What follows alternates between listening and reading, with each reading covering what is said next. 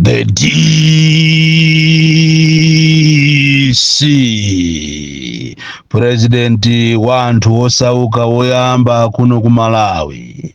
Ndazuka mofoka kwambiri, ndazuka osakhulupirira, ndakhala ndikuwerenga kalata usiku wonsewu pakana mama uno, kalata imene ndili nayo pano a Malawi yochokera kwa Chief of Staff ku State House kumulembera Director of Finance and Administration kumuuza kunena kuti afune asafune achite release ndalama yokwanira 300,000 US dollars imene akufuna kuti a State House yo apase oyimba achinati Awilo Longomba azingovina basi. Andipenda pake ine sindikutha kumvesa kuti kodi zimezi ndizoona, maso anga wakunduza ndizoona.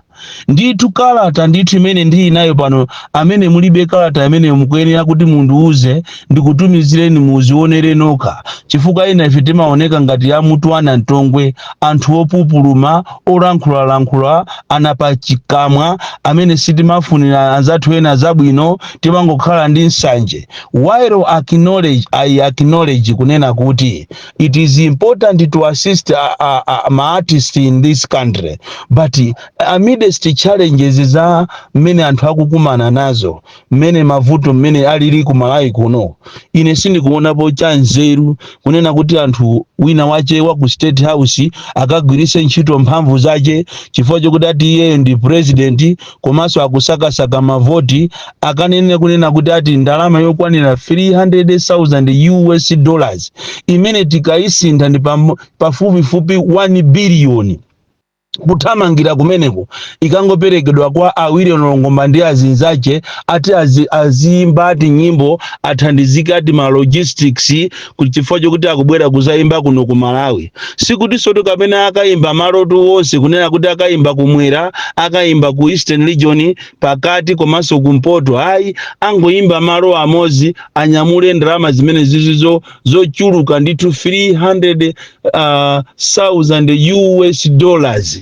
Abale, tikamanena kuti ziko lyasogoleri athu mitu yawo simayenda bwino, nkhani zina ndi zimene zizi. M'Malawi muno muli mavuto woopsa, m'Malawi munomo mulibemo chakudya, m'Malawi munomo muzipatala mankhwala mulibe, even olo masalale ya anthu. Inu kumbukirani kunena kuti maziphunzisi komanso apolisi anapasidwa ma promotion mu April chaka chomwechi, mu April pakana lero kulibeko new salaries, kulibeko ma arrears, and yet akutenga ndalama za nkhani ngatizi ndi kumafupa anthu oyimba amene so tinayamba kuamva kale tili ana, alibe china chilichonse chimene angachichite offer cha nyuwani to this country. And ndizomvesa chisoni kwambiri tikunena pano ana ambiri akulephera sukulu chifukwa cha fees. Olo mupite mukafufuze za ma senior HSS, Health Surveillance Assistant, amene aja kuchokera 2017 pakana lero kuli ndalama zawo maalia zawo akulephera kuti apasidwe. Lero mukatenge ndalama zochuluka ngati zimene zizi muziko lopanda fetereza, ziko limene mulibe muchimanga, china chilichonse ndichosokonekera, mankhwala muzipatala mulibe, mukatenge ndalama yokwanira 300,000 US dollars ndikukapasa anthu oyimba. Ifeyo ziko lathu ndilomvesa chisoni kwambiri, ife ndi anthu otembereredwa kwambiri, ziko limene sinimatha kulimvesa kuti kodi asogoleri athu amaganiza motani. Ndamva chisoni, ndagwesa misonzi kuona kunena kuti ndalama za nkhani ngati zimene zizi zikuperekedwa kwa oyimba ati kungothandizidwa ati initiative ya ku State House initiative. Koma abale ziko ili ayi chimaona ndi chipande poomora. Amalawi ziwani ndi zimenezi, Amalawi akufa, ena ku South Africa akuthamangisidwa, akuphedwa muziko la eni, koma akulephera kuchita create jobs, kuchita create a conducive environment, kulephera kuti mwina atenge ndalama apite kumene kwakakambirane ndi anzawo kuwauza kuti awa ndi abale athu, awa ndi anthu athu. Even in Mozambique momo Amalawi akuzunzika kwambiri. Lero ndithu president Chakwera kukamuuza ndithu ujene chief of staff kumuuza kuti tenga ndalama umuuze director wa finance and administration atenge ndalama zokwanira 300,000 US dollars apasi ajina awiri olongomba ayi zikoma kwambiri mulungu alemekezeke. Lero tikambirana nkhani zikulu kukhuzana ndi Katangale amene akuchitikaso mu assembly monga amene ndinalankhulira zilo lija. Mu assemblies mwambiri mukuchitika Katangale mukuchitika nkhani zosakhala bwino, nkhani zokuba. Lero tipitiriza kuchokera pamene paja komanso ndi alirira anthu akuluchenza, anthu akwalolo, anthu akuchitakale, anthu akwambewa, anthu akumulanje baboma ndi madera osiyanasiyana amene sopano akutha 4 manzi mezi 4 amene wawatu alibe mazi a Southern Region Water Board palibe chimene akupanga kuwathandiza anthu amenewa. Chikhalire nicho opanda manyazi akunkabena apereka mabiru kwa anthu, kumapereka mabiru apa mwezi, mabiru a current kumapasa anthu atazilipira za mazi eti maziwo kulibeko anthu amene wasoti alirira. Koma tisanapite kumeneko nangofuna ndibwereze by public demand zimene tinanena zokhuzana ndi pa 16 September zofunika kuchita matipsi pamene inuyo mukupita kukachonga kapena kukavota president kapena kansala kapena MP amene mukumufuna. Ndi anthu ambiri ayimba mafoni kunena kuti ayi a DC bwerezani matipsi tikufuna ife anthu ambiri aziwe. Number 1, mukakavota muja musakatalikire, mukuyenera mukavote komanso mukateteze voti yanu.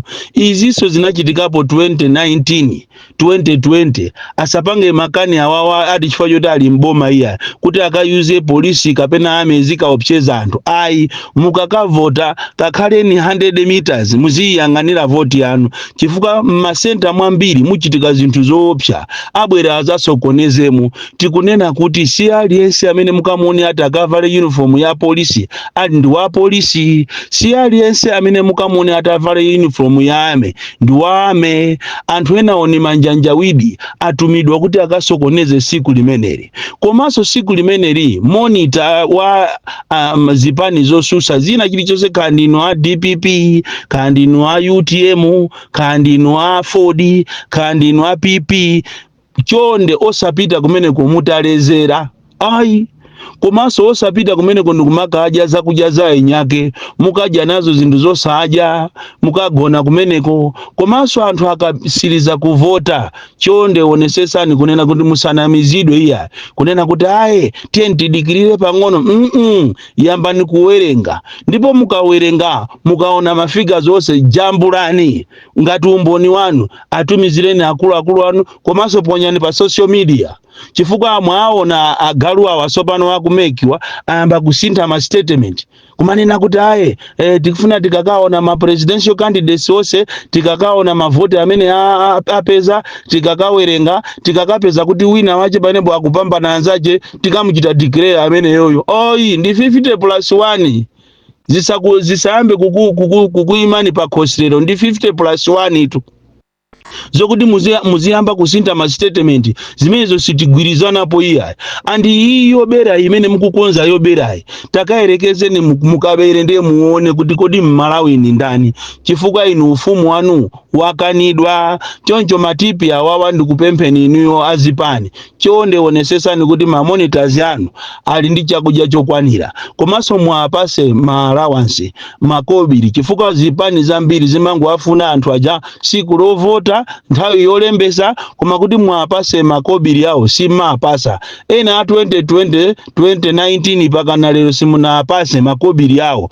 Chonde onesesani chifukwa mukapanga chonjo ndi pamene mukakhale assured kunena kuti anthu aja akagwiradi ntchito yeni kusiyana ndi kuwatenga anthu for granted.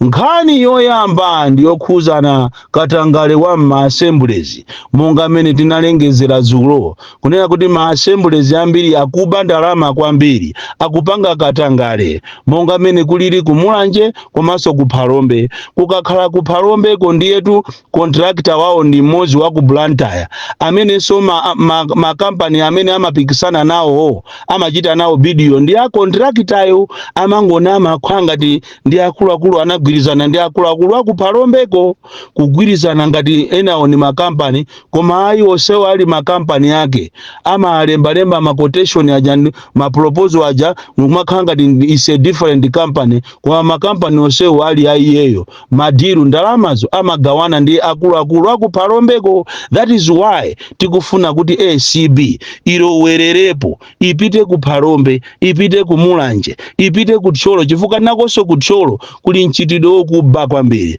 ipite ku Blantyre nakonso ku Blantyre kuli mchitidwe wokuba kwambiri, ipite kudowa chifukwa ngatinso kuli district ina kapena assembly ina imene ikuzunza anthu kwambiri ndi adowa, imene tikunena pano pa anthu onse amene analembedwa za chipatala pakana lero sanalandire ndalama zawo. So lero tiunikira kwambiri ku boma la Balaka kapena ku assembly ya Balaka imene tikunena pano anthu aja alembedwa maziphunzisi aja kuchokera IPTEC aja kufika 18 aja akunamizidwa ziko kunena kuti alembedwa 20,000 akubalaka amene alembedwa kubalakako sakuziwa kuti kodi ntchito yawo ikuyenda bwanji. Akapitako kukafusa kumeneko akumawuza kuti akuluakulu athu apita kulilongwe kuti akatenge zofunikirazo. Ili filimu malamulo amanena kuti munthu akalengezedwa kuti wayamba ntchito nthawi yomweyo ndiye kuti amayenera amukhomere salary, koma awawa akubalaka assembly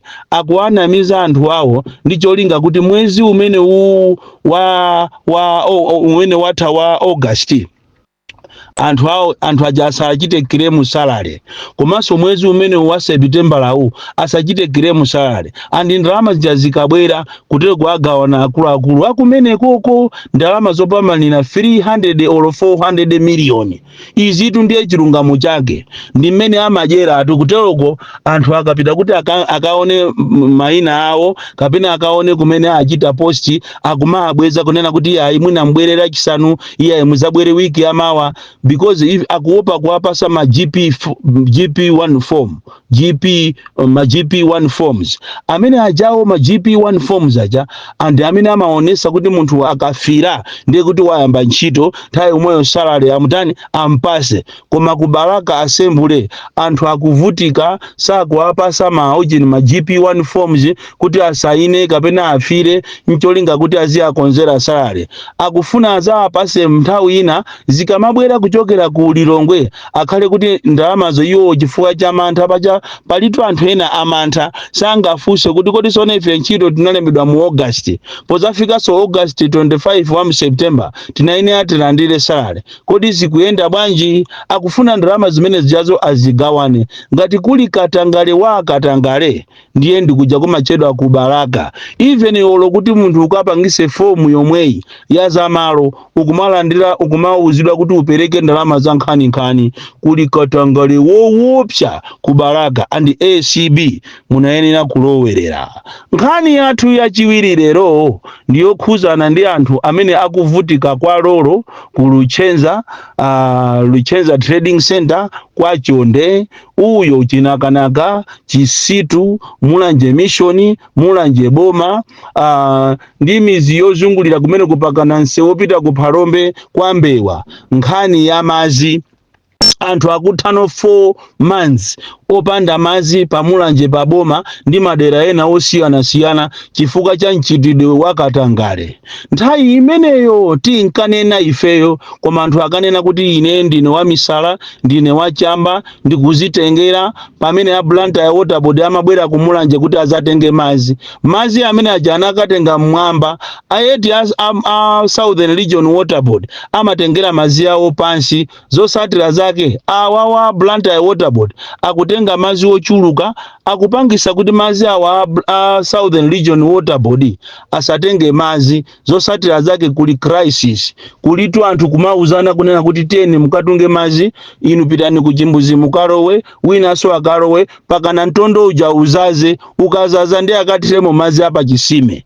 Ngakhale so mazi apa chisime mukapita madera ngati Kuluchenza kwa Lolo, anthu sowano ayamba aikweza ndowa ija ndi 500 ndowa.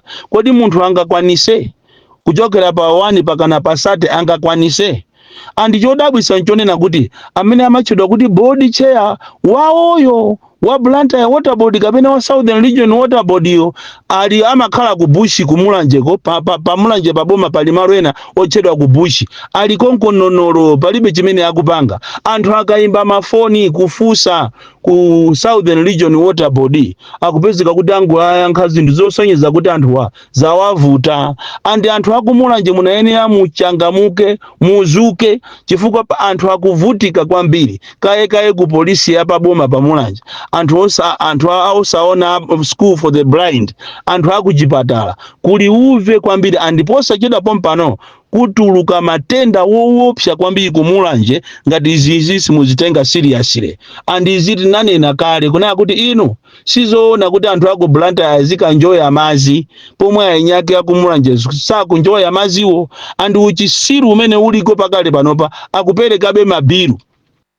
Posa chida panali ndi excise anabweresa anthu ochokera kuchikwawa, kunsanje, kuchirazulu, kumadula mazi kumulanje kujako, even oludi ndi 500 kwacha amakudulira mazi, andi yeti maziwo sakutuluka pakana leroli. So ndikupemphe nino anthu akumulanje, tikamakuuza nenthaija tinkanena ija sinje wati nkanena udathirira musizi ndi nkanena ine kunena kuti inu anthu awa musalole kuti tisalole kuti atenge mazi. Lero tu mazi kumulanje kulibe, alese akuvutika. Inu mukaona ngati ndiza kwathu kwa ine kunthochi, koma ayi mazi tikana amwa sife akunthochi yayi timenaeni akuti tizimwa atonse. Lero kwavuta kumulanje. Andi nkhani ina imene yavutisa mazi kumulanje ndi nkhani yodula mitengo, cutting down of trees carelessly.